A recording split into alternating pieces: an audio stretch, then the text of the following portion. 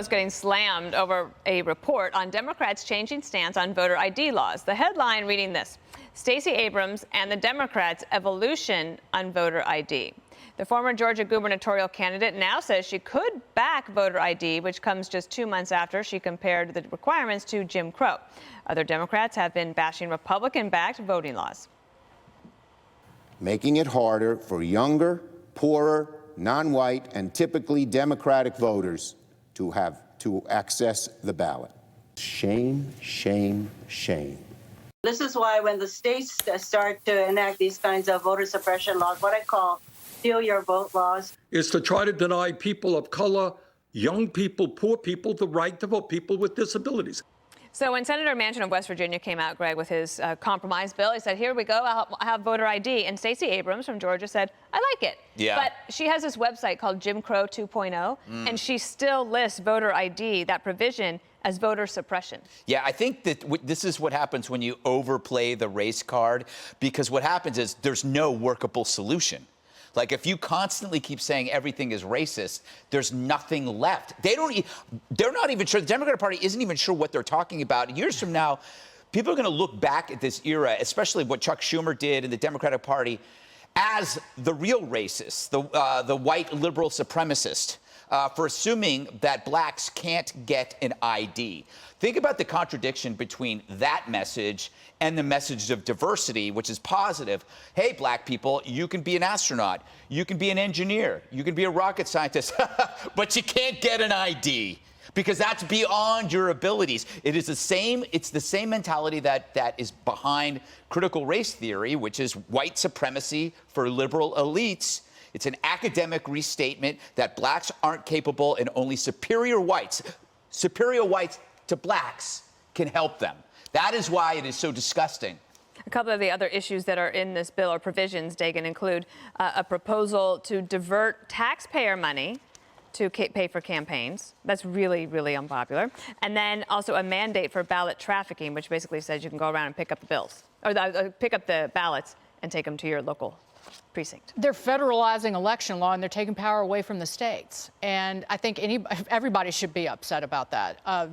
And to kind of paraphrase something that Senator Tom Cotton said, he said the Democrats, if you listen to those comments, they're not defending their own SR1 or the voting bill. They're attacking Republicans because they know that they can't stand on the merits of this bill. And I do love, it's what Greg was talking about in the last segment, but I do love how Democrats evolve and soften their positions, in the words of the media, but Republicans cave and flip-flop. Yeah. Because that's how they frame it. Those are verbs that they use. Richard, the Honest Elections Project, they did a poll on this bill, and it turns out that only 29% of people actually have any idea what's in it. Listen, people don't read bills. Except for you.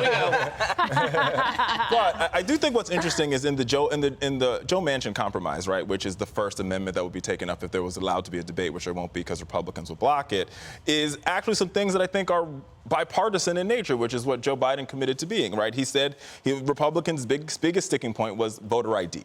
Democrats said we're willing to give on voter ID in exchange for expansions of early voting, banning partisan redistricting, which I think everybody agrees with. If you're a Republican in New York, you probably are against partisan redistricting. Or if you're a Republican in Illinois, you're probably against partisan redistricting, right? And also making Election Day holiday, which I think most folks agree with. If you can make Election Day holiday, everybody will have the ability to vote. Oh, another holiday. Yes. Yeah, and I'm all for it. We have to work. Yes. We work. We'll tape a holiday special. But I do think that if this is what you call meeting in the middle, right? There's a lot of the provisions in the Joe Manchin compromise of what was in the 1965 Civil Rights Voting Rights Act, bringing those across in exchange for voter ID, which some of the Republicans have been asking for a very long time. But Jesse, there were a couple of those issues I just mentioned: taxpayer money for campaigns, ballot trafficking, and a few others. That's not a compromise. It's called a poison pill.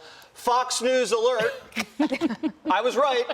Richard was wrong. The definitive answer is that Iowa Republicans did not, I repeat, did not submit a bill banning the teaching of slavery in schools in Iowa. Did they not ban the teaching of slavery? Fox News alert. Did they not ban the teaching of slavery? This was about some curriculum involving diversity training in companies. That was wrong.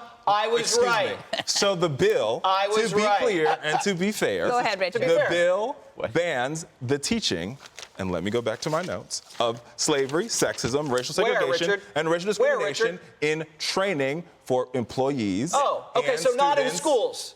So they can. in a school setting. No.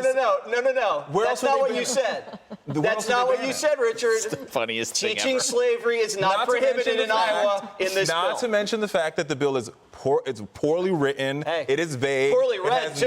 It has no enforcement criteria, and I love you, it Richard. bans the ideal of teaching slavery and. You two shake. Just take Shake. the L. Take the L. Oh, there's no L to be Take taken. the L, Shake, Richard. shake, I'm shake, extending a shake. hand. But there's no. The fact is, there's a poorly written bill. And you know it. Listen.